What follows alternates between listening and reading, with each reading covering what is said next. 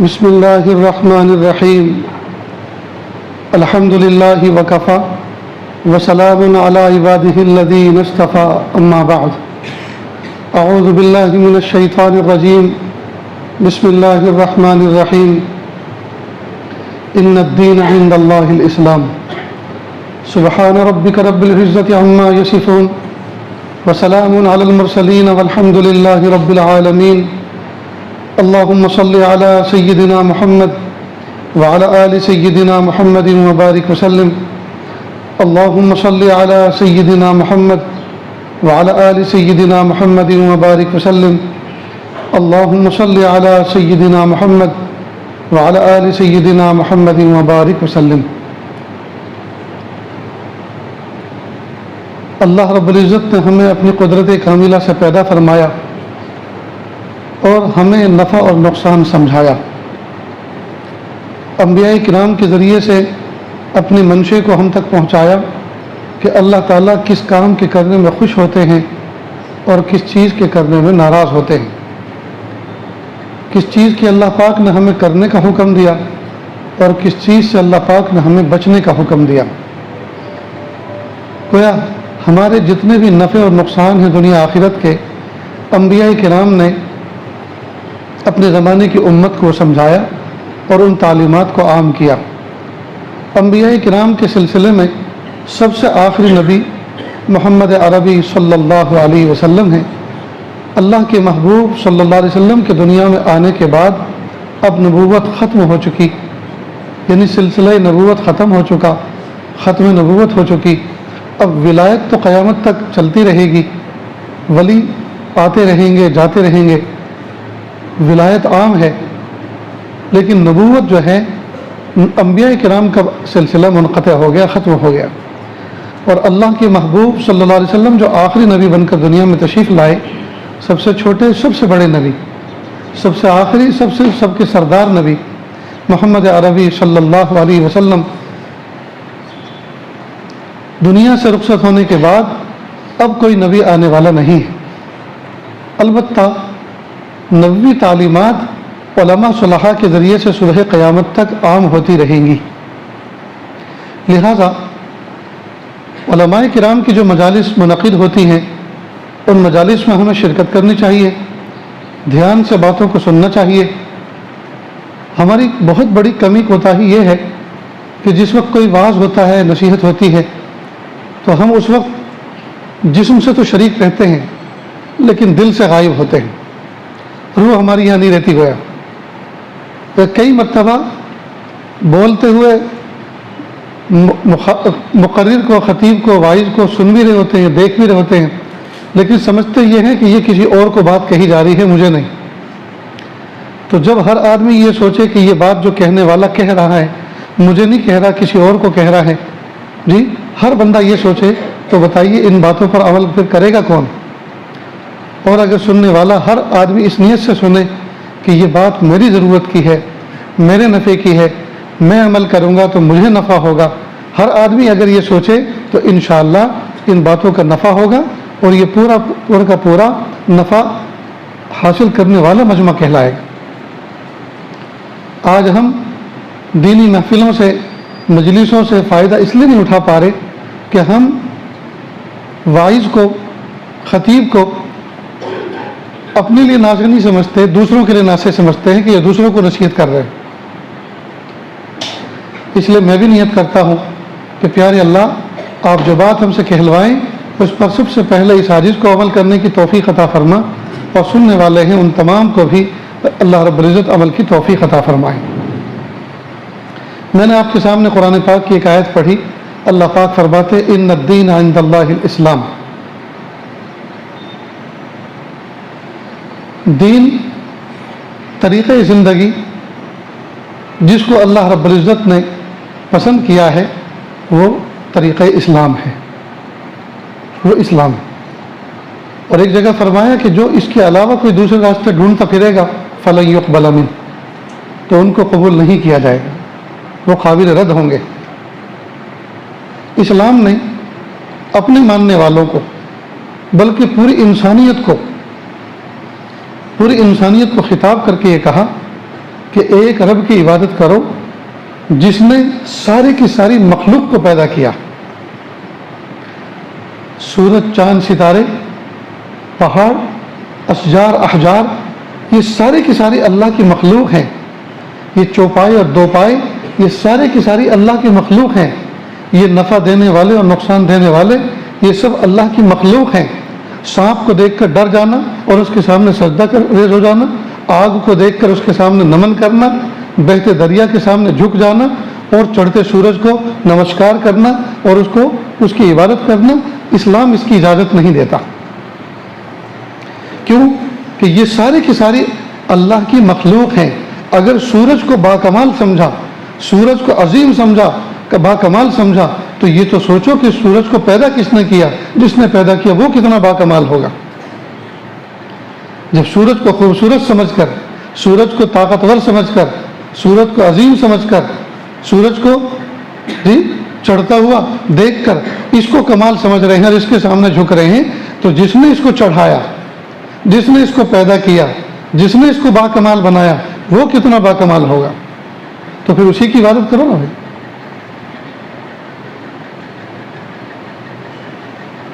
اس لیے اسلام نے شرک کو پسند نہیں کیا، شرک کو پسند نہیں کیا. اللہ تعالیٰ قیامت کے دن سب کی مغفرت فرمائیں گے، لیکن مشرک کی مغفرت نہیں ہوگی، اس لیے کہ یہ اللہ تعالیٰ کی غیرت کا معاملہ ہے. بہرحال تو اللہ رب العزت نے ہم تمام کے لیے اور انسانوں کے لیے دین اسلام کو پسند کیا. اب آج کے دور کے اندر ہم میں سے کون ایسا مائی کلال ہے جو یوں کہے کہ مجھے کوئی تکلیف نہیں ہے؟ ہر ایک کے پیچھے کچھ نہ کچھ پرابلم ہے. باپ اپنی اولاد سے پریشان ہے، اولاد ماں باپ سے پریشان ہے، استاد شاگردوں سے پریشان ہے، شاگرد استاد سے پریشان ہے، پڑوسی پڑوسیوں سے پریشان ہے، شوہر بیوی سے پریشان، بیوی شوہر سے پریشان، فیکٹریوں کے مالک اپنی لیبر سے پریشان، لیبر اپنے باس اور مالک سے پریشان. یعنی ہر آدمی کسی نہ کسی سے پریشان چلا آ رہا ہے. اسلام نے ان تمام پریشانیوں کا حل بتایا اور اس کا حل ہے دین. یہ دین یہ صرف عبادت کا نام نہیں ہے، دین مکمل ضابطہ حیات، طریقہ زندگی کا نام دین ہے. صرف عبادت کو تو مذہب کہتے ہیں، یہ تو مکمل دین ہے. یعنی پیدائش کی صبح سے لے کر وفات کی شام تک 24 گھنٹے آٹھوں پہر انسان کس طرح کا بیہیو کرے، کس طرح کا برتاؤ کرے، کس طرح سے زندگی گزارے، اللہ پاک نے مکمل ایک ضابطہ بتایا، اٹھنے سے لے کے سونے تک اور جینے سے لے کے مرنے تک. لہذا پیدائش سے لے کر وفات تک، اٹھنے سے لے کے سونے تک، جینے سے لے کے مرنے تک، اس میں خوشی بھی آتی ہے، غم بھی آتے ہیں، تکلیف بھی آتی ہے، پریشانی بھی آتی ہے. ان خوشی اور غم میں کس طرح سے زندگی گزارنا ہے، ان تکلیفوں کو کس طرح فیس کرنا ہے اور کس طرح سے ان سے نمٹنا ہے، ان کا بھی حل نکالا ہے. جو دین پر عمل نہیں کرتا، دیندار نہیں ہوتا، دین پر یقین نہیں رکھتا، دین کو نہیں سیکھتا، دین کو نہیں سمجھتا، وہ اپنی پریشانیوں کا حل اپنے طور پر نکالنے کی کوشش کرتا ہے. اور وہ کیا نکالتا ہے؟ وہ پریشانیوں کا حل تو نہیں نکالتا، پریشانیوں سے اپنے آپ کو نکالنا چاہتا ہے. اور وہ کیا کرتا ہے؟ سوسائڈ کر لیتا ہے، گھبرا جاتا ہے، اور گھبرا کے کیا کرتا ہے؟ موت کو گلے لگا دیتا ہے. اب تو گھبرا کے یہ کہتے ہیں کہ مر جائیں گے، مر کے بھی چین نہ آیا تو کدھر جائیں گے. اور یہ خودکشی ایسا گناہ ہے کہ اس کے بعد توبہ بھی تو نہیں. اس لیے کہ جتنے بھی گناہ ہیں ان کے اوپر توبہ ہے، ان سے توبہ کر سکتا ہے بندہ، لیکن جس گناہ پہ زندگی کا اختتام کر دیا اس کے بعد توبہ کیسے کرے گا؟ بڑا خطرناک گناہ. اللہ ہم سب کی حفاظت فرمائے، اللہ ہم سب کی حفاظت. کبھی بھول سے بھی نہیں کہنا چاہیے مر جاؤں گا، کبھی بھول سے بھی نہیں کہنا چاہیے. کیا پتہ مقبولیت کی گھڑی ہو اور وہ دعا قبول ہو جائے. اللہ پاک نے قیمتی زندگی عطا فرمائی، قیمتی ایمان عطا فرمایا. اللہ پاک نے بن مانگے کلمہ گو ماں کی گود میں پیدا ہونا نصیب فرمایا. اللہ پاک نے نمازوں کی توفیق عطا فرمائی. اللہ رب العزت نے عقیدہ توحید عطا فرمایا. اتنی ساری نعمتیں عطا فرمائیں اور شیطان اور نفس کے دھوکے میں آ کر، نفس و شیطان کے ہم دھوکے میں آ کر اتنی قیمتی دولت کو ایک لمحے میں ہم ختم کر دیں، اور اس سے بڑا ناشکر اور کون ہو سکتا ہے؟ تو ہرگز اپنی جان کو لینا نہیں چاہیے، ہرگز سوسائڈ کی سوچنا نہیں چاہیے. ٹھیک، غم اور تکلیفیں آدمی سہار جائے، صبر کرے، اللہ کی ذات پر نظر رکھے. ایک بزرگ سے کسی نے پوچھا، حضرت کیا حال ہے؟ انہوں نے فرمایا، کیا پوچھتے ہو اس بندے سے کہ سارے کے سارے کام اس کی مرضی کے مطابق ہو رہے ہو؟ کہا یہ بات تو بڑی عجیب ہے کہ سارے کے سارے کام آپ کی مرضی کے مطابق ہو رہے ہیں. اس دنیا میں تو 2, 5, 10% کام اپنی مرضی کے مطابق ہوتے ہیں، باقی 70-80% تو آدمی کی مرضی کے خلاف ہی ہوتے ہیں، اس لیے کہ سارے کام اللہ کے حکم سے ہوتے ہیں. اور بندے کی جو مرضی ہوتی ہے، کئی مرتبہ رب کی مرضی دوسری ہوتی ہے، وہ حاکم بھی ہیں، حکیم بھی ہیں. بندے کی مثال تو اللہ کے سامنے بالکل نادان کے بچے کی طرح. نادان بچہ جیسے ماں باپ کے سامنے ضد کرتا ہے، کچھ مانگتا ہے، لیکن ماں باپ ہر چیز اس کی ہر ضد پوری نہیں کرتے. وہ جانتے ہیں کہ یہ چیز اس کے لیے مضر ہے. بچہ چھری مانگ رہا ہے، چھری کے لیے ضد کر رہا ہے، حالانکہ ماں باپ نے ذمہ داری لے رکھی ہے کہ میں اپنے بچے کی ضرورت پوری کروں گا، لیکن چھری مانگ رہا ہے. چھری اس کی ضرورت نہیں ہے، اس کی خواہش ہے، شوق ہے، لیکن ماں باپ سمجھتے ہیں کہ یہ حکمت کے خلاف ہے کہ بچے کو چھری دے کے دی جائے، چھری خرید کر دی جائے، چھری لا کر دی جائے اور یہ اس سے کھیلے، اس لیے کہ یہ تو اس کے لیے مضر ہے. تو جب دنیا کے گئے گزرے ابا کا حال یہ ہے کہ وہ اپنے بچوں کے بارے میں، ان کی تربیت کے بارے میں مصلحت پر نظر رکھتا ہے، تو کائنات کا ربا اپنے بندوں کی مصلحتوں پر کیوں نظر نہیں رکھتے ہوں گے؟ تو جب انہوں نے فرمایا کہ اس بندے کا حال کیا پوچھتے ہو جس کے سارے کام اس کی مرضی کے مطابق ہو رہے ہیں، تو کہا حضرت یہ کیسے ہو سکتا ہے کہ سارے کے سارے کام آپ کی مرضی کے مطابق ہو رہے ہیں؟ یہاں تو کئی مرتبہ روڈ کے باہر نکلتے ہیں کہ کوئی کار مل جائے تو ہم حیدرآباد جائیں، کار ملتی نہیں، آٹو رکشہ ملتا ہے. کئی مرتبہ سوچتے ہیں کہ بس اچھی ہو، آرام دہ ہو، خالی ہو، لیکن بس خراب ملتی ہے جس میں ہارن کے علاوہ سب کچھ بجتا ہے. ہارن ہی نہیں بجتا، بس سب کچھ بجتا ہے. کھڑکی اس کی بجتی ہیں، دروازے اس کے بجتے ہیں. جی اب نہ اچھی سیٹ، نہ اچھی بس ملی، نہ خالی ملی، بالکل پیک. تو دیکھیے مرضی کے خلاف ہوا. تو صبح سے شام تک نہ جانے کتنے کام مرضی کے خلاف ہوتے ہیں. تو انہوں نے فرمایا، بزرگ نے فرمایا کہ اصل میں نے اپنی مرضی کو اللہ کی مرضی کے ساتھ ملا دیا ہے، مرج کر دیا ہے کہ میرا رب جو میرے حق میں فیصلہ کرے گا میں اس پہ راضی ہوں. لہٰذا اب جتنے بھی کام ہوتے ہیں میری مرضی کے مطابق ہوتے ہیں، کیونکہ میں اللہ کی مرضی پہ راضی ہوں. یہ بہت اونچا مقام ہے، اس کو کہتے ہیں رضا بر قضا. اللہ تعالیٰ کے فیصلوں پر راضی، اللہ کے فیصلوں پر راضی، نفع ہو نقصان ہو اللہ کے فیصلے پر راضی.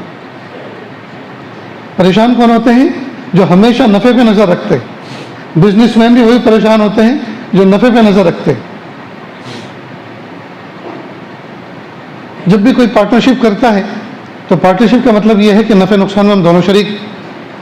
لیکن جو بھی انویسٹر ہوتا ہے اپنے دوست کے ساتھ میں پیسے انویسٹ کرتا ہے، وہ ہمیشہ اسی پہ نظر رکھتا ہے اس میں نفع ملے گا ہی. اور جب کہتا ہے بھائی نفع نہیں ہو رہا تو کہا میرے پیسے واپس کرو. تو کہا جب ہمارا معاملہ ہوا تھا تو اب جو کچھ نقصان ہوا اسی نقصان کے ساتھ پیسے نہیں مجھے پورے پیسے چاہیے.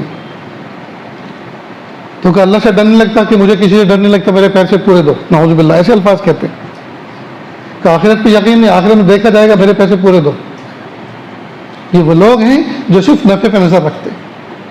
تو پریشانی کی وجوہات میں سے ایک وجہ یہ بھی ہے کہ ہم ہمیشہ نفع ڈھونڈتے ہیں. جب اللہ حاکم اور حکیم ہے اور کسی چیز میں نقصان ہو رہا ہے، یہ نقصان نہیں ہو رہا، یہ بھی نفع ہے. یہ نقصان نہیں، یہ بھی نفع ہے، اس لیے کہ کرنے والی ذات اللہ کی ہے. تو جب اللہ کر رہے ہیں تو اللہ نقصان نہیں کیا کرتے، اللہ نفع کرتے. باپ اپنے بچوں کے نقصان نہیں کیا کرتا، نفع کرتا، چاہے وہ شکل نقصان کی ہو. ماں اور باپ دونوں کے دونوں پیارے منع کو لے کے ڈاکٹر کے یہاں جاتے ہیں اور ڈاکٹر صاحب سے کہتے ہیں ڈاکٹر صاحب بیمار ہے بچہ، دوائی دو، انجیکشن لگاؤ، جو بھی کچھ کرنا ہے کرو، جی بچے کو جلدی شفا ہونی چاہیے، پوری رات سوتا نہیں ہے.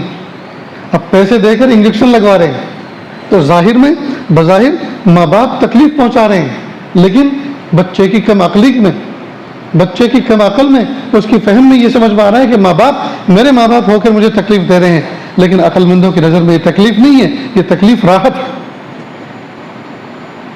یہ بظاہر جو تکلیف نظر آ رہی ہے یہ راحت کا سبب ہے. تو کئی مرتبہ جو تکلیفیں آتی ہیں اللہ کی طرف سے وہ راحت کا سبب ہوتی ہیں. لیکن یہ سب کب ہوگا؟ جب ہم اللہ تعالیٰ سے سچی محبت رکھیں گے، تبھی تو اس کی تکلیف بھی ہمیں نفع نظر آئیں گے. اللہ اکبر. ایک مرتبہ ایک بزرگ کے سامنے کوئی پھل کاٹ کے پیش کیا گیا یا کوئی سبزی تھی جیسے کھیرا ککڑی ہوتی، اور وہ کھاتے رہے کہ الحمدللہ الحمدللہ. دوسرے شخص نے جب اس کو چکھا تو وہ کڑوا، فوراً کھڑا ہوا، تھوک کر آیا کہ آپ اتنی دیر سے الحمدللہ کہہ کر اس کو کھا رہے ہیں اور آپ کی پیشانی پہ شکن تک نہیں آ رہی، یہ تو میرے حلق سے نیچے نہیں اترا، زبان پر رکھتے کے ساتھ ہی مجھے تھوکنا پڑا. تو انہوں نے عجیب بات کہی، زمانہ ہو گیا اللہ پاک نے میٹھی ککڑی کھلائی، آج اللہ کی طرف سے کڑوی ککڑی ملی تھی، تو کیا میں شکوہ کروں اپنے رب کا؟ میں اپنے رب کا اس پہ شکوہ کروں؟ رابعہ بصریہ رحمۃ اللہ علیہ، ان کے سامنے سے ایک نوجوان بچہ جا رہا تھا، کچھ سر پہ پیشانی پہ ایک پٹی بندھی ہوئی تھی. پوچھا بیٹا کیا بات ہے؟ کہ درد ہو رہا ہے، بہت شدید درد ہے اس لیے پٹی باندھی ہے. تو کہا ہے کب سے ہوا درد؟ کہ صبح سے ہوا، آدھا دن گزرا. کہا آج ہی ہوا؟ کہ ہاں آج ہی ہوا.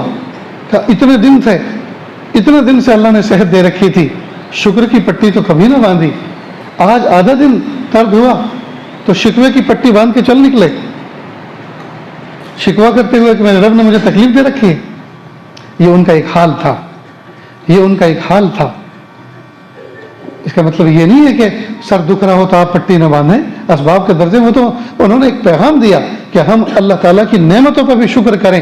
جس طرح سے تکلیف کا اظہار کر رہے ہیں تو ہم کم از کم اللہ کا یہ بھی تو شکر ادا کریں کہ میرے پیارے اللہ نے بڑی اچھی صحت عطا فرما رکھی ہے، ہمیشہ الحمدللہ اللہ نے نعمتوں میں رکھا ہے، اللہ کا شکر ہے.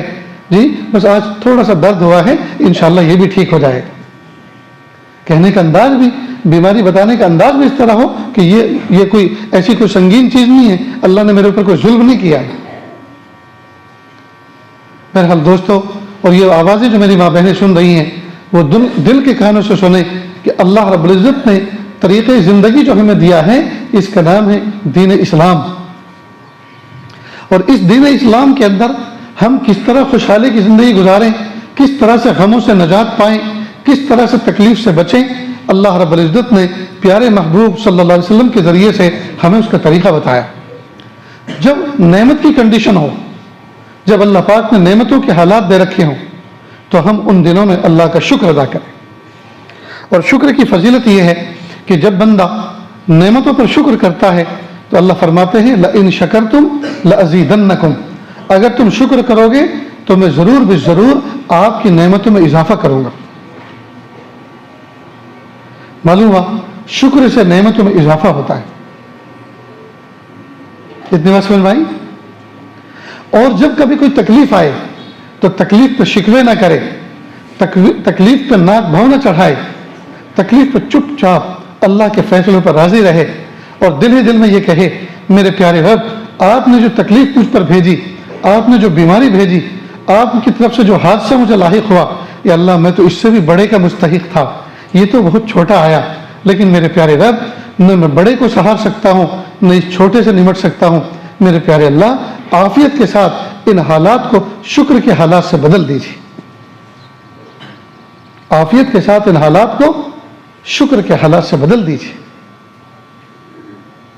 بلکہ یوں کہے پیارے آقا صلی اللہ علیہ وسلم نے فرمایا کہ مومن کا معاملہ عجیب ہے، جب اس کو کوئی تکلیف پہنچتی ہے پھر اس پر یہ صبر کرتا ہے اللہ اس پہ تو بھی جنت عطا فرمائیں گے، اور اگر اس پہ کوئی تکلیف پہنچتی ہے صبر کرتا ہے تو بھی جنت ملے گی، نعمت پہنچتی ہے اور اس پر شکر کرتا ہے تو بھی جنت ملتی ہے. تو پیارے اللہ جب محبوب نے یہ فرمایا میرے پیارے رب آپ مجھ پہ تکلیف بھیجیں، حادثے بھیجیں، پھر میں ان پہ صبر کروں، پھر آپ مجھے جنت دیں، اللہ جی میں بہت کمزور آپ کا بندہ ہوں، مجھ سے یہ نہیں ہو سکتا، آپ مجھے نعمتوں میں رکھیے اور شکر کی توفیق عطا فرمائیے اور اس طرح سے مجھے اپنا قرب خاص عطا فرمائیے.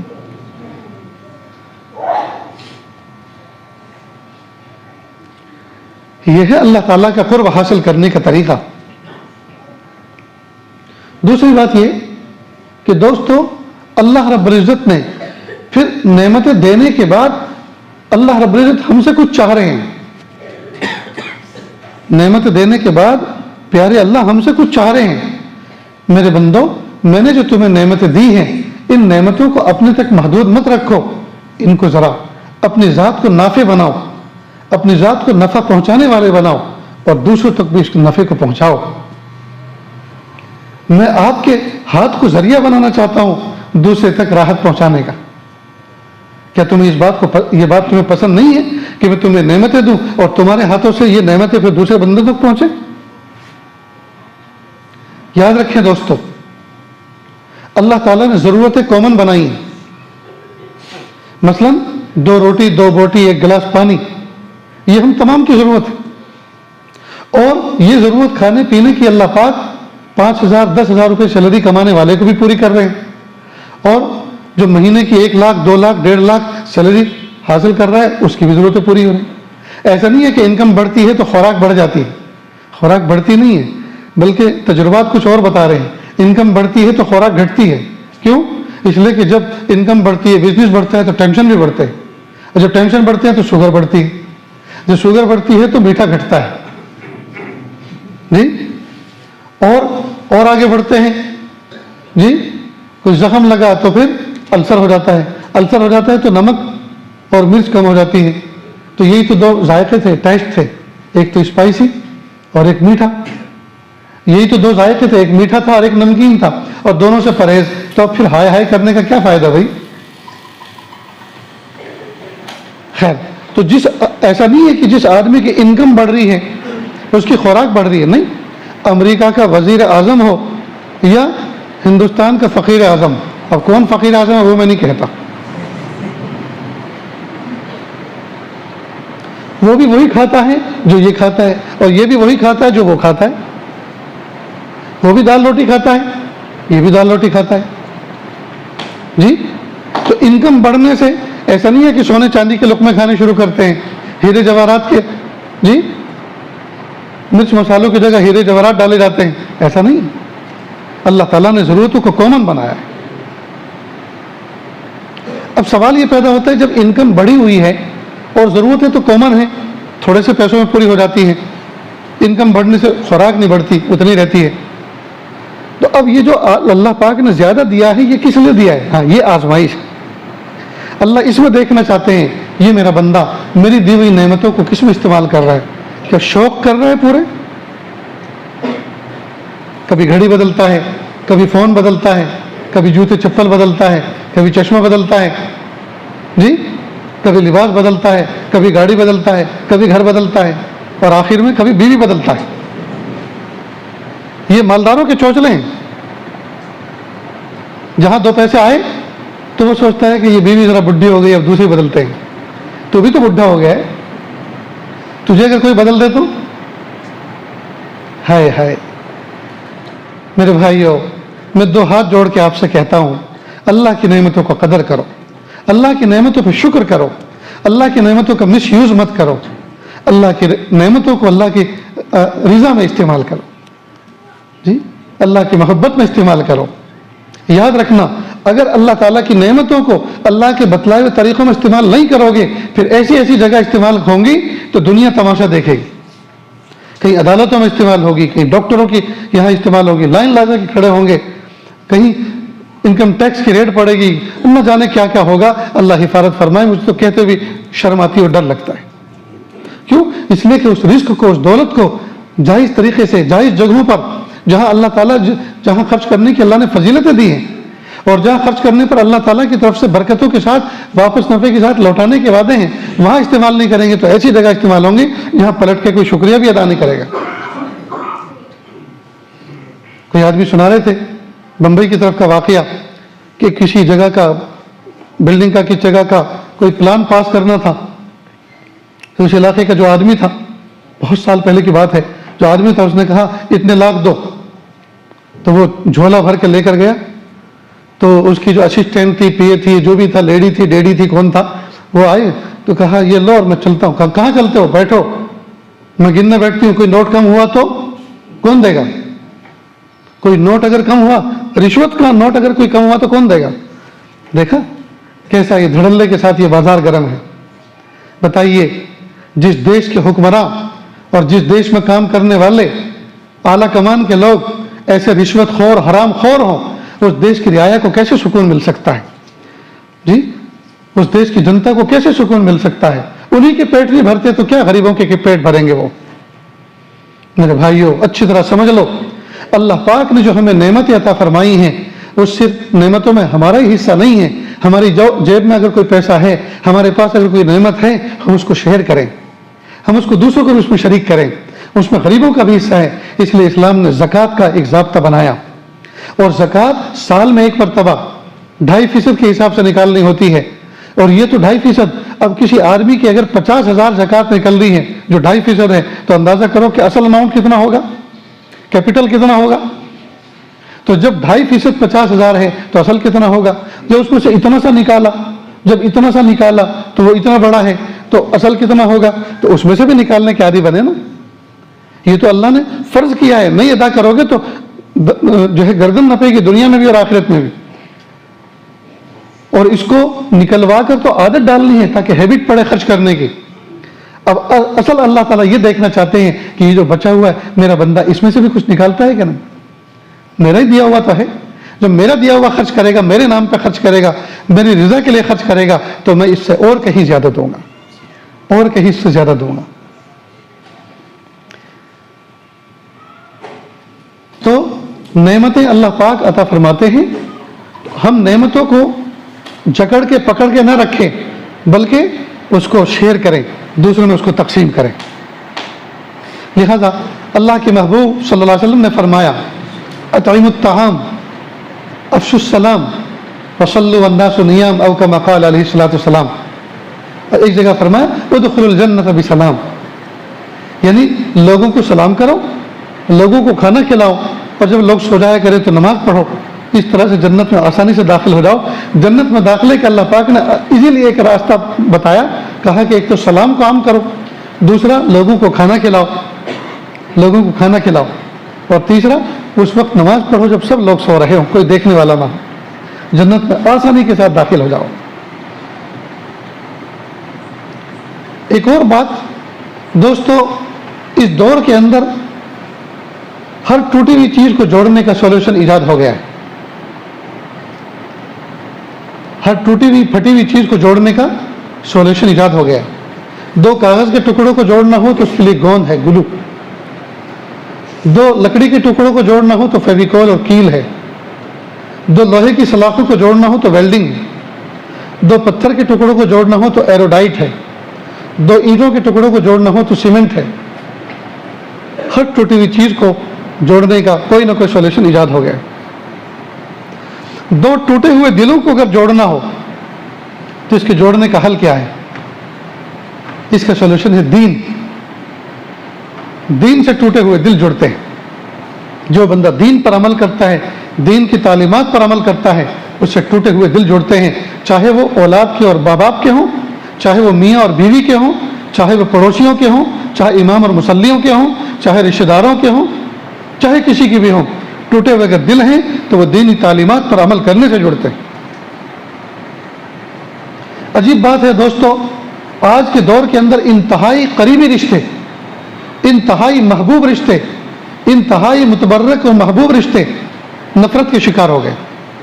और ये नफरत का शिकार इसलिए हो रहे हैं कि उस वक्त का दीन जानते नहीं है कि क्या है। नाराज होकर जो उठे हैं, नाराज होकर मुंह बना के जो चले हैं, नाराज होकर जो रिश्ता खत्म किया है या खत्म करने जा रहे हैं, आखिर ये तो सोचें कि ये जो मैं करने जा रहा हूं, ये नफ्स के कहने पे करने जा रहा हूं या रब के कहने पे करने जा रहा हूं। अगर उस वक्त का दीन मालूम हो, उस वक्त का दीन मालूम हो तो हरगिज हरगिज ये नहीं हो सकता। नहीं मालूम हो तो बाद में मालूम कर लो, और जब मालूम कर लिया अब उसकी तलाफी कर लो, उसको रिपेयरिंग कर लो, सॉरी कर लो, माफी मांग लो जिससे भी जो गलती हो गई। लेकिन अफसोस की बात है कि हम में से जितनों के दिल टूटे हुए हैं, हम में से जितनों के दिल फटे हुए हैं, हम में से जितनों के दिल नाराज हैं, चाहे वो मियाँ बीवी हो, चाहे माँ बाप और औलाद हो, चाहे वो साले बहनोई हो, कोई भी हो रिश्तेदार, इसका मतलब ये है कि वो जो नाराज होकर बैठा है वो दीन का हुक्म तोड़ कर बैठा हुआ है।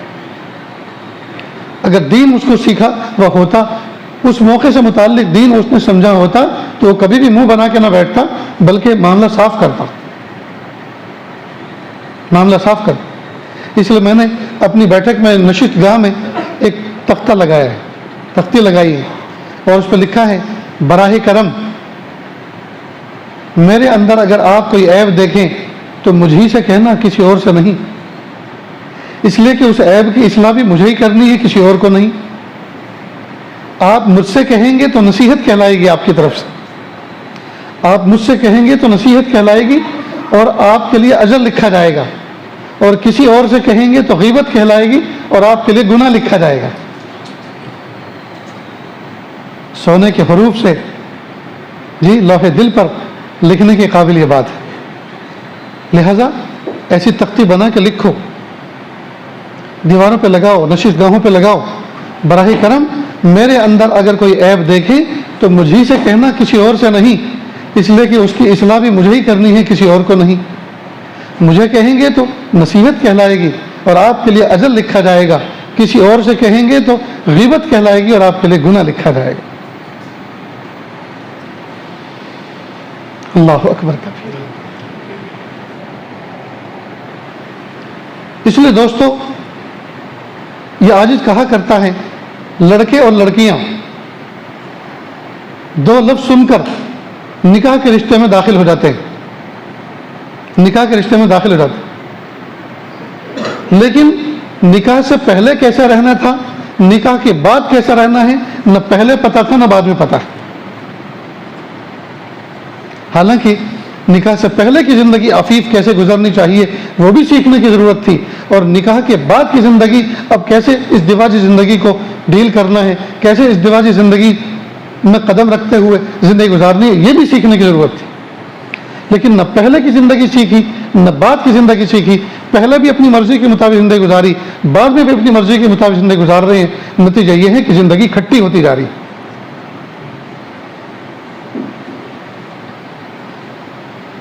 हज़रत मौलाना कारी अमीर हसन साहब रहमतुल्लाह अलैह बड़े दर्द के साथ एक बात फरमाया करते थे, आज के तालिब, आज के सालिक ना अपने उस्ताद की मानते हैं, ना माँ की मानते हैं, ना बाप की मानते हैं, न उस्ताद की मानते हैं, न शेख की मानते हैं, मानते हैं तो नफ्स और शैतान की मानते हैं, जो सबसे बड़ा दुश्मन, सबसे बड़ा दुश्मन।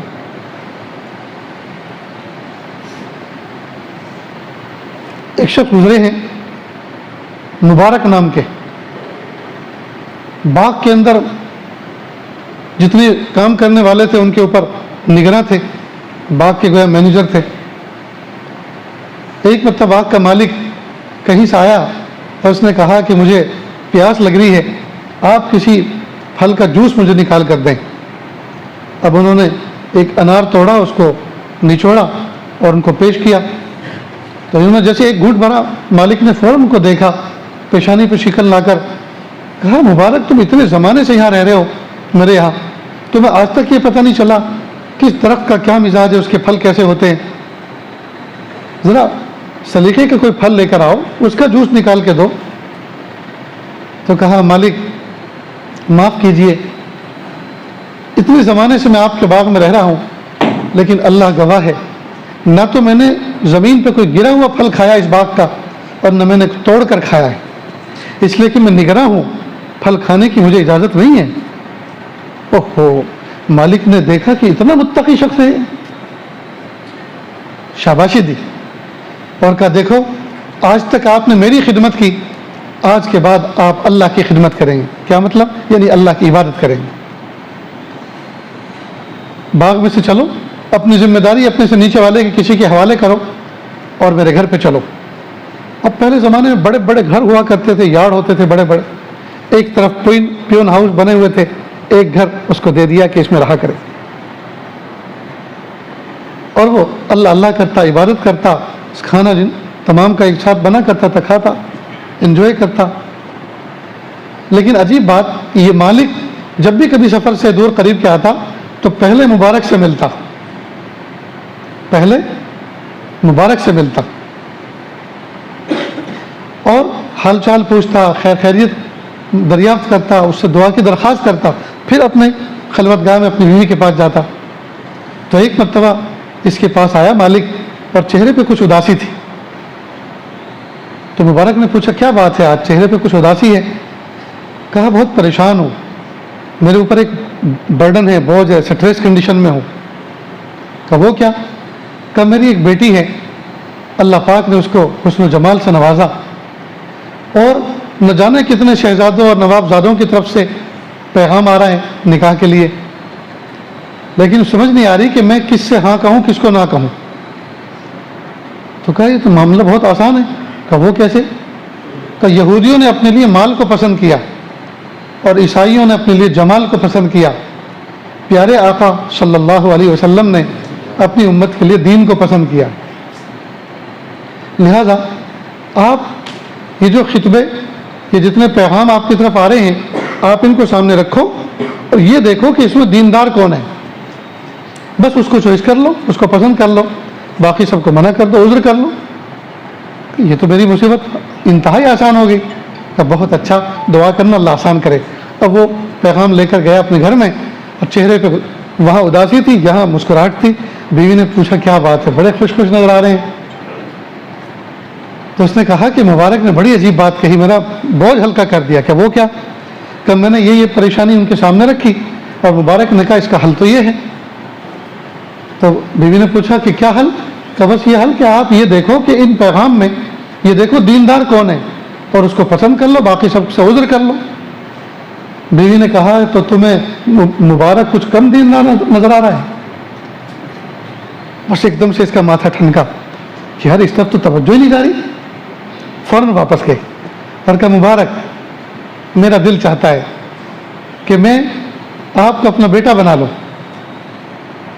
یعنی اپنا داماد بنا لوں. کیا آپ راضی ہیں میری بچی سے نکاح کرنے کے لیے؟ یقیناً گردن جھک گئی ہوگی, اللہ کی ذات کی طرف متوجہ ہوئے ہوں گے, اور اس بات میں جواب دے دیا. پہلے باغ میں تھے, پھر گھر کے یارڈ میں آئے, اب گھر کے اندر آ گئے. جی کس وجہ سے؟ دین کی وجہ سے, دین کی وجہ سے. پھر اس ازدواجی زندگی کا آغاز ہوا. ان کے ہاں ایک بیٹا پیدا ہوا جو آگے چل کر بہت بڑا حدیث کا اور فقہ کا امام بنا, عبداللہ ابن مبارک, جن کا نام کیا ہے؟ عبداللہ ابن مبارک. تو دیکھیے یہ عبداللہ جی جن کے نام کے ساتھ ابن مبارک جز بن گیا, عبداللہ ابن مبارک. تو وہ مبارک کیسے مبارک آدمی تھے کہ جن کی اولاد حدیث اور فقہ کا امام بنی.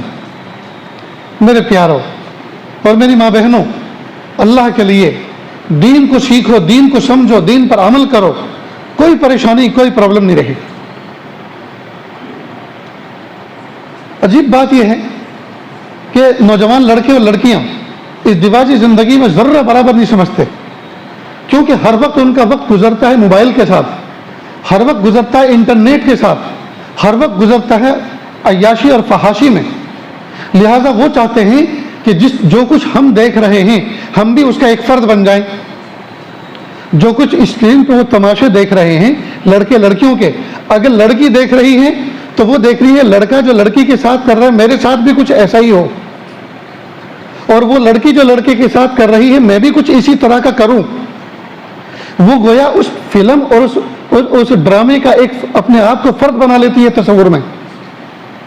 اسی طرح لڑکے جو موبائل میں تماشے دیکھتے ہیں, اسکرین کے حرام تماشے دیکھتے ہیں, جب وہ اپنے جیسا کوئی لڑکا دیکھتا ہے وہ سوچتا ہے جیسے یہ لڑکیوں کے ساتھ بیہیو کر رہا ہے میں بھی کچھ اسی طرح کا کیا کروں, اور وہ جو لڑکی اس کے ساتھ ایسا کر رہی ہے میرے ساتھ بھی جی کوئی لڑکی ایسا ہی کرے, چاہے وہ بیوی کیوں نہ ہو.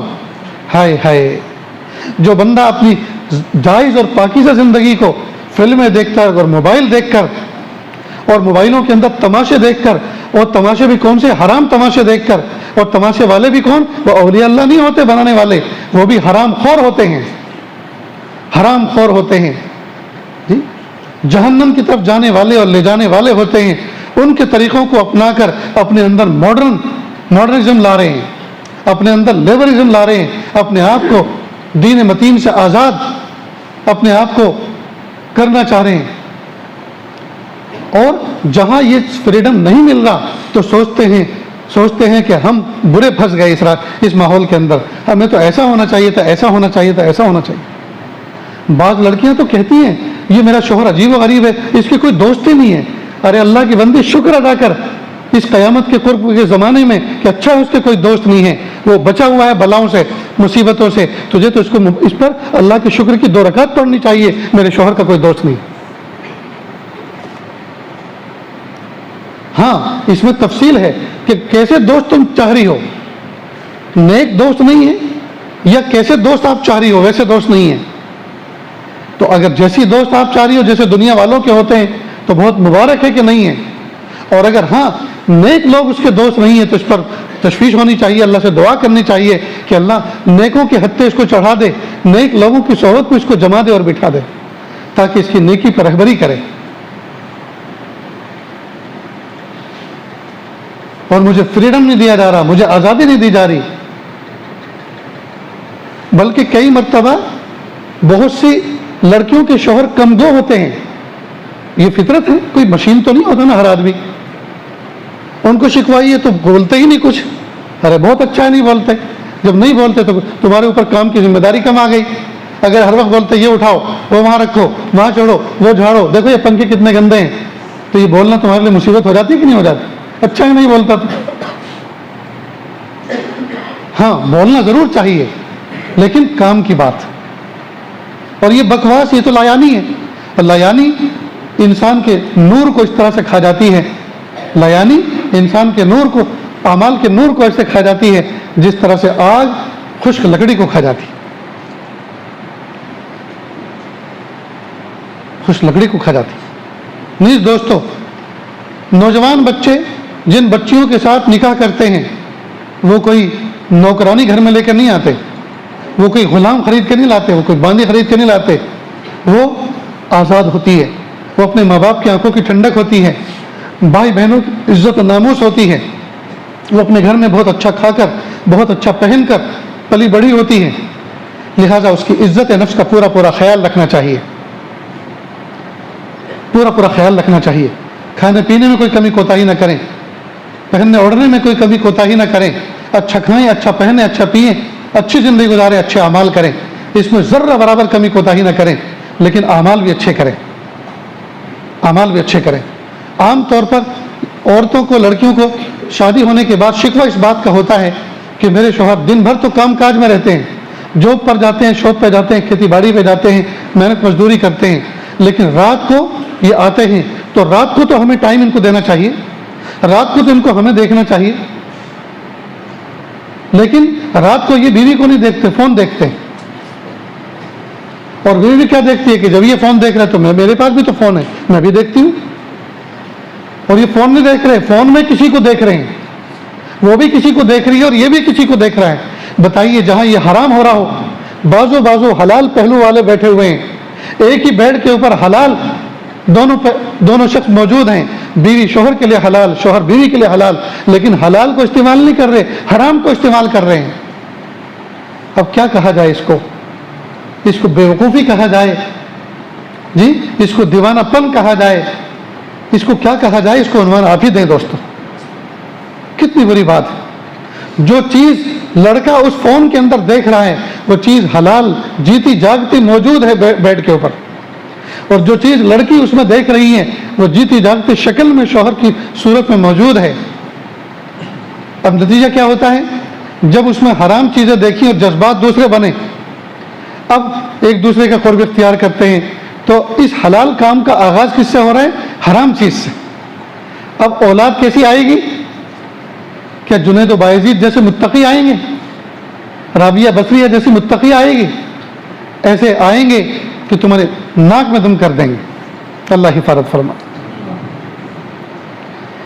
اس لیے دوستو، اللہ کے محبوب صلی اللہ علیہ وسلم نے کسی جگہ فرمایا کہ قیامت کے قریب ایسا دور آئے گا کہ شوہر اپنی بیوی کے ساتھ زنا کرے گا۔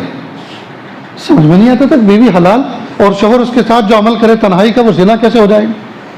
ہاں اب سمجھ میں آ رہا ہے کہ وہ اپنی بیوی کو یوز کر رہا ہوتا ہے حلال طریقے سے، اللہ پاک نے اس کو حلال بیوی عطا فرمائی ہے، لیکن تصور اس کا یہ ہوتا ہے کہ جیسے میں نے اسکرین پر دیکھا ہے میں اس کو استعمال کر رہا ہوں، تو یہ نیت میں زنا بن رہا ہے۔ جیسے کوئی آدمی پانی اس اسٹائل سے پیے جیسے شرابی شراب پیا کرتا ہے اور لوگوں کو دکھا بھی رہا ہے اور حرکتیں بھی اسی طرح کی کر رہا ہے، بظاہر تو وہ پانی پی رہا ہے، وقت کا قاضی اس کو دیکھے گا تو اس کو شراب پینے والا مجرم قرار نہیں دے گا، لیکن نیت اس کی چونکہ حرام شراب پینے کی ہو رہی ہے، لہذا پانی پینے پر اس کو شراب کا گناہ مل رہا ہے۔ اسی طرح سے بیوی کے ساتھ میں حلال عمل کرنے پر اس کو گناہ اس لیے مل رہا ہے کہ اس کی نیت کا اوپر دار و مدار ہے، اس کی نیت چونکہ حرام کام کی ہو رہی ہے۔ اللہ حفاظت فرمائے۔ یہ ہے بیوی کے ساتھ زنا کرنا۔ نہیں دوستو، ابھی سونے میں وقت لگے گا، بیوی ہے جی، وہ انتظار میں ہے کہ میرے ساتھ کچھ ٹائم گزاریں، محبت کی کچھ بات کریں، مجھے کوئی دین کی بات کسی مجلس میں مجمع میں سن کر آئے ہوں وہ سنائیں، کوئی کتاب پڑھ کے سنائیں، کوئی اچھا فقرہ پڑھ کے سنائیں جی، میرے کندھے پہ ہاتھ رکھیں، میرا ہاتھ اپنے ہاتھ میں لیں۔ یہ اس کی ایک تمنا ہوتی ہے، اس لیے کہ جوان ہے، وہ اس کے جذبات ہیں، جیسے لڑکوں کے جذبات ہوتے ہیں، لڑکیوں کے بھی تو جذبات ہوتے ہیں، لیکن عجیب بات کہ یہ وقت اس کے ساتھ نہیں گزارتے جس طرح سے گزارنا چاہیے۔ یہ دوستو بہت بڑی کمی کوتاہی کی بات ہے۔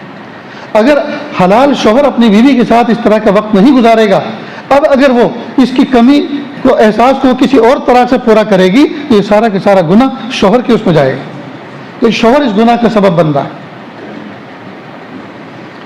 اس لیے دوستو، اگر دنیا میں جنت کے مزے لینے ہیں اور اللہ تعالیٰ کی نعمتوں کا لطف اٹھانا ہے تو ان باتوں پر عمل کریں رات کی تنہائی میں۔ اس لیے عورت کے لیے پسندیدہ چیز یہ ہے کہ وہ آفٹر مغرب میک اپ استعمال کرے، مغرب کے بعد یا عشاء کے بعد ہلکی پھلکی خوشبو استعمال کرے اور وہ انداز اپنائے جو شوہر کو بھا جائے۔ آج کل کی لڑکیاں، عورتیں، وہ گھر سے باہر نکلتی ہیں میک اپ کر کے اس لیے تاکہ دنیا اس کو دیکھے اور اس کو دیکھ کر خوش ہو، حالانکہ دنیا اس کو دیکھ کر خوش نہیں ہوگی، تصور میں وہ اس کے ساتھ زنا کرے گی۔ اس لیے کہ جب تمہارا چہرہ کسی کو پسند آ گیا تو اس نے تو اپنے 2 کیمروں کے ذریعے سے آپ کی تصویر لے لی، یعنی جو آنکھیں لگی ہوئی ہیں یہ کیمرے ہیں، اس نے تصویر لے لی، اور تصویر لینے کے بعد جہاں تم چلی جاؤ گی وہ اپنی آنکھیں بند کر کے آپ کی تصویر سے کھیلے گا، آپ کے ساتھ چمٹے گا، آپ کے ساتھ سوئے گا اور آپ کے ساتھ زنا کرے گا۔ تو آپ یہ نہ سمجھیں کہ میں برقع لپیٹ کر چہرہ کھول کر میک اپ کر کے جا رہی ہوں تو میں باعزت خاندان کی باعزت خاتون ہوں، نہیں، اب تم باعزت نہیں رہی، تمہاری عزت تو لٹ چکی۔ تصور میں نہ جانے کتنوں نے تمہیں روند دیا، تمہاری عزت کو تار تار کر دیا، تم اللہ تعالیٰ کی حق کیا منہ دکھاؤ گی؟ اس لیے حجاب کو لازم پکڑو۔ ایک اللہ کے ولی تھے، کسی علاقے میں رہتے تھے، پتہ چلا اس علاقے کے بادشاہ نے بہت زبردست ٹیکس نافذ کر دیا ہے بستی کے لوگوں پر، بستی والوں کے پاس نہیں تھا۔ تو جو اللہ کے ولی تھے ان کے نکاح میں کوئی مالدار گھرانے سے تھی، تو اس نے زیورات کو جمع کیا، گٹھری، اور بادشاہ کے پاس بھیجا۔ بادشاہ بڑا خوش ہوا، اس نے اس گٹھری کو کھولا، کہا لوگوں کے پاس اتنا مال تھا؟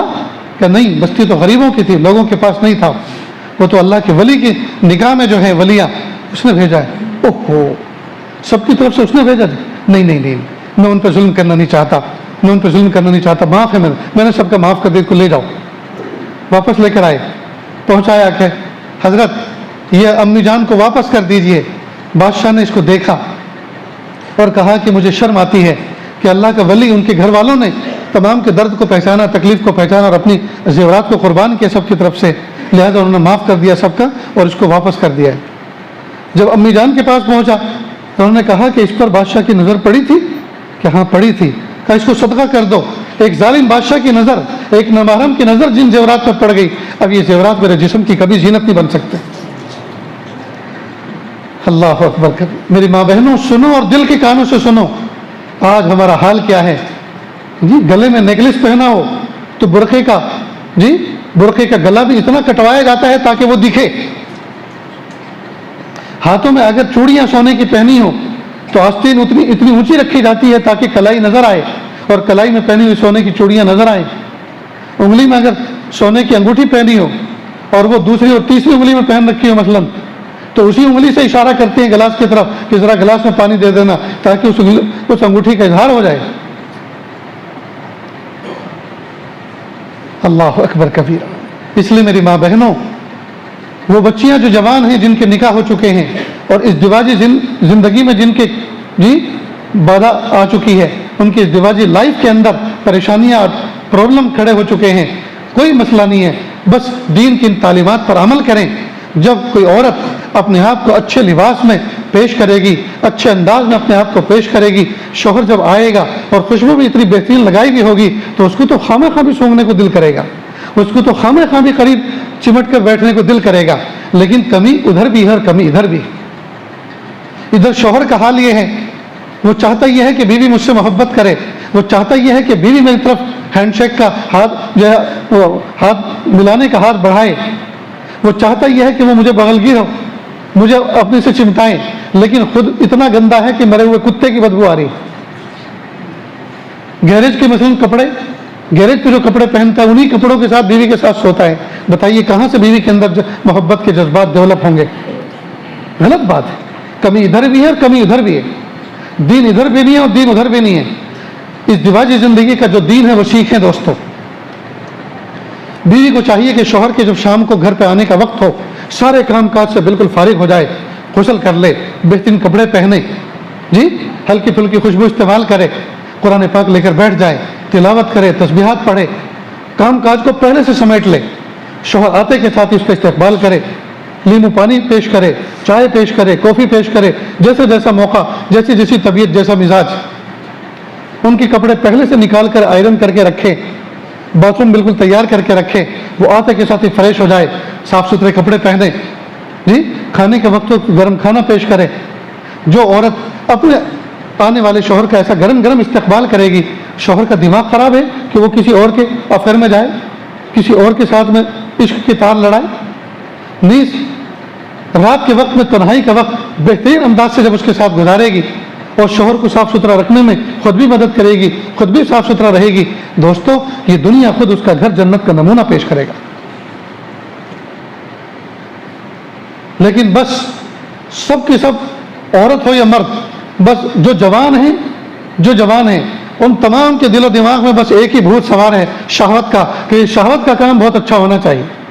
ارے شہوت تو ہے ہی، اسی کو کیوں آپ جو ہے پن آؤٹ کر کے وہ ڈکلیئر کرتے ہو کہ بھائی یہ ہونا چاہیے. سارے کام اچھے ہونے چاہیے، ناشتہ بھی اچھا ہونا چاہیے، کھانا بھی اچھا ہونا چاہیے، لباس بھی اچھے ہونا چاہیے، بستر بھی اچھا بچھا ہونا چاہیے، گھر کی جھاڑو پوچھا صفائی بھی اچھی ہونی چاہیے، باتھ روم بھی صاف ستھرے ہونے چاہیے، ٹوائلٹ بھی صاف ستھرا ہونا چاہیے، جوتی چپل بھی صاف ستھرے ہونے چاہیے.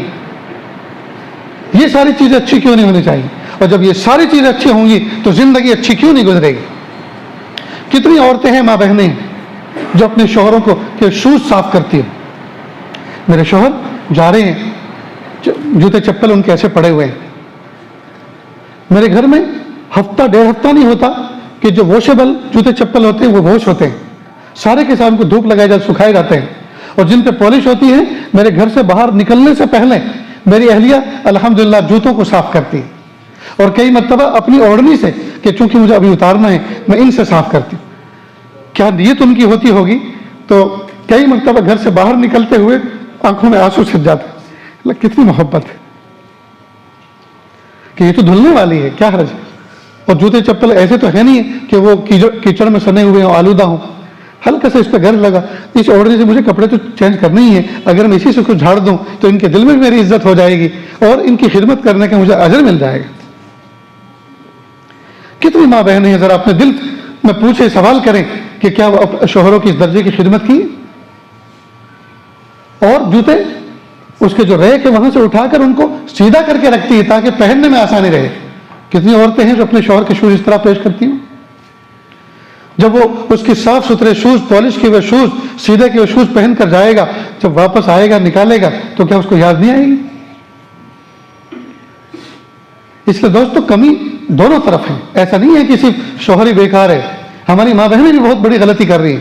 اور ایسا ہی نہیں ہے کہ یہی غلطی کر رہی ہیں، اس طرف بھی بہت غلطیاں ہیں. میں بیلنس بنانے کی کوشش کر رہا ہوں. ایسا نہیں ہے کہ میں اپنی ماں بہنوں کو ڈانٹنے بیٹھا ہوں یا اپنے نوجوان بچوں کو ڈانٹنے بیٹھا ہوں. نہیں، ایک بیلنس کی بات ہے. کبھی کوتاہی دونوں طرف. شوہر کا حال یہ ہے اپنے انڈر بنیان لے کر آئے گا، انڈر شرٹ لے کر آئے گا، انڈر ویئر لے کر آئے گا، اپنے لیے سب کچھ لے کر آئے گا. تو جو اپنی بیوی ہے اس کا بھی تو کچھ حق ہے. یا اگر آپ کو شرم آ رہی ہے، آپ کو لیتے ہوئے نہیں بنتا، تو آپ پیسے دیں کہ دیکھو یہ چیز ایسی ہے کہ مجھے جمتا نہیں ہے کہ کون سی چیز، لیکن آپ کو جو کمفرٹیبل ہے وہ اچھی سے اچھی چیز لے کر آئیں. اس نام سے الگ سے پیسے دے تو کتنی خوشی ہوگی. خود اپنے لیے تحفے لے کر اپنی پسند کی چیزیں لے کر آتا ہے. کیا بیوی کا بھی تو دل ہے اگر سفر سے کوئی چیز اس کے لیے لے کر آئے، کوئی شیمپو لے کر آئے، کوئی صابن لے کر آئے، جی کوئی پہننے کا کپڑا لے کر آئے، کوئی چھوٹی موٹی جویلری لے کر آئے، جیسا جیسا موقع ہو، تو بیوی کو ان تحفوں کے اندر اس کے ذہن میں شوہر کی محبت نظر آتی ہے کہ میرے شوہر کو مجھ سے محبت ہے، تبھی تو ٹائم نکال کے یہ لے کر آیا. خاص طور سے جو شوہر بہت زیادہ بزی ہوتے ہیں کاروبار میں، ان کے لیے انتہائی ضروری ہے کہ وہ اپنی بیوی کا اس طرح سے دل خوش کیا کریں، کوئی نہ کوئی چیز سفر سے واپس لا کر. اس لیے کہ غیر حاضری کا یہی ان کا بہترین بدل ہے، دل خوش کرنے کا. بہرحال دوستو، اللہ رب العزت نے ہمیں دین اسلام دیا، اور دین اسلام میں صرف نماز پڑھنے، روزہ رکھنے، حج کرنے، زکوٰۃ دینے کی ہی تعلیم نہیں دی گئی، بلکہ ان کے ساتھ ساتھ میاں بیوی کیسے رہیں آپس میں، دین نے اس کی بھی تعلیم دی. اولاد ماں باپ کے ساتھ کس طرح کا برتاؤ کرے، دین نے اس کی بھی تعلیم دی. پڑوسی کے ساتھ کس طرح سے رہیں، دین نے اس کی بھی تعلیم دی. بہرحال دین ایک مکمل ضابطۂ حیات ہے. دین مکمل ایک ضابطۂ حیات ہے. ہمیں چاہیے کہ ہم اس پر عمل کریں. نہیں، یہ جو ازدواجی زندگی کی بات ہے، اس میں عام طور پر دوستوں ایک دوسرے کو معافی بھی مانگنی چاہیے. ایک دوسرے کو معافی بھی مانگنی چاہیے. عام طور پر میاں بیوی کے اندر یہ چیز بہت کمی اس کی بہت کمی محسوس ہوتی جا رہی کہ وہ اپنی غلطی پر سوری نہیں کرتے کہ دیکھو میں نے اس وقت آپ کو ڈانٹ دیا تھا، غلطی بچے کی تھی اور ڈانٹ آپ کو پڑ گئی، پلیز اللہ کے لیے معاف کر دینا. بس اتنا ہی نہیں بلکہ قریب گئے، ہاتھ پکڑا، سینے سے لگایا، بوسہ دے دیا، پلیز آپ کا بچوں کے سامنے میں نے دل توڑ دیا. بچوں کے سامنے تو کہنا بھی نہیں چاہیے، پلیز اللہ کے لیے مجھے معاف کر. اور عورت کو بھی چاہیے کہ پھر وہ منہ بنا کے نہ رہے، فوراً کہ جی میں نے معاف کر، آپ مجھے بھی معاف کر دیجیے. دونوں کے دل شیر ہو جاتے ہیں، دونوں کے دل خوش ہو جاتے ہیں. لیکن عام طور پر اس طرح سے نہیں کیا جا رہا. اسی طرح شوہر ناراض ہو کے چلے گئے، تھوڑی دیر کے بعد پیچھے سے میسج کر دے، پلیز اللہ کے لیے مجھے معاف کر دیں، اللہ کے لیے مجھے معاف کر دیں، آج کا دن میرا بہت بھاری گزرے گا. اب اس نے ادھر سے کوئی ایموجی بھیج دی خوشی کی، ہاں میں نے معاف کیا. اب اس نے بھی کچھ بھیج دیا، بس ہو گیا. کام بننے میں کتنی دیر لگتی ہے. میں تو کہا کرتا ہوں نا کہ اگر بیوی غصے میں ہے، ناراض ہے، کچن میں ہے، تو آپ ادھر جائیے جدھر کچھ کا منہ ہے، ادھر جائیے، فوراً منہ دوسری طرف کر لے گی. تو آپ گھوم کے پھر ادھر جائیے کہ کیا ہے، کیوں دیکھ رہے ہو مجھے؟ کہ میں یہ دیکھ رہا ہوں کہ جب تم غصے میں اتنی خوبصورت لگ رہی ہو تو اگر مسکرا دو تو کتنی اچھی لگو گی. بس اتنی بات کہنے میں مسکرا دے گی. بس آپ اس کو اپنے سینے سے لگا لیں. بیوی کو خوش کرنے میں دیر کتنی لگتی ہے دوستوں. لیکن افسوس ہے کہ اتنا سا ہلکا پھلکا بھی کام ہم سے نہیں ہوتا تو ہم کہا ہے کہ مرد ہوئے، کہا ہے کہ ہم بہادر ہوئے، پھر ہم اتنا بھی کام نہیں کر سکتے.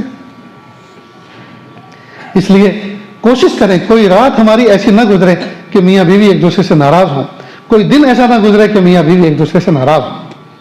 اگر زبان سے نہیں کہہ سکتے اتنے سے کیا ہوگا، اور دو. جزاک اللہ. اگر دونوں میں آپس میں زبان سے بات کر کے سوری کرنے کی ہمت نہیں جٹا پا رہے تو میسج تو لکھ سکتے ہیں نا، میسج تو لکھ سکتے ہیں، بھائی جو کچھ غلطی ہوئی ہے میری ہی غلطی ہے، مجھے اللہ کے لیے معاف کر دو. 2 جملے آپ نے ٹائپ کر دیے، اس نے پڑھ لیے، اس نے اس کا کوئی رپلائی دے دیا، بس ہو گیا کام. میرے بھائیو، اپنے معاملات میں کسی تیسرے آدمی کو انٹرفیئر مت ہونے دو، اپنے معاملات کو خود ہی حل کرو. کتنے بگڑے ہوئے شوہر تھے جن کو سمجھدار عورتوں نے سدھار دیا، اور کتنی بگڑی ہوئی عورتیں تھیں جن کو سمجھدار شوہروں نے سنوار دیا. بہت سارے واقعات ہیں ایسے.